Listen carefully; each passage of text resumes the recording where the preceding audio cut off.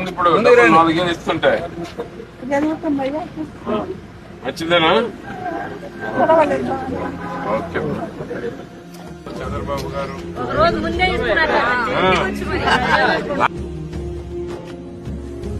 కూటమి ప్రభుత్వం చంద్రబాబు గారి నాయకత్వంలో లోకేష్ బాబు గారు, పవన్ కళ్యాణ్ గారు, పైన మోడీ గారి సహకారంతో రేపు ఆదివారం అయినప్పటికీ, సెలవైనప్పటికీ ఒకరోజు ముందే ఈ దేశంలో ఏ రాష్ట్రంలో లేనటువంటి విధంగా సెలవు రోజును కూడా దృష్టిలో పెట్టుకుని ముందు రోజు పంపిణీలు చేస్తున్నటువంటి ఘనత ఆంధ్రప్రదేశ్ కూటమి ప్రభుత్వం చంద్రబాబు నాయుడు గారికే దక్కుతుంది. మధ్యాహ్నం 12 గంటల లోపు 100% పెన్షన్లు పంపిణీ చేస్తున్నటువంటి రాష్ట్రాల్లో మొదటి వరుసలో ఆంధ్రప్రదేశ్, అది నిలబెట్టినటువంటి ఘనత కూడా చంద్రబాబు గారికి. 66 లక్షల మందికి ఇస్తున్నారు. 4,000, 6,000, 10,000, 15,000 రూపాయలు. ఈ దేశంలో ఎక్కడా లేదు ఈ పెన్షన్.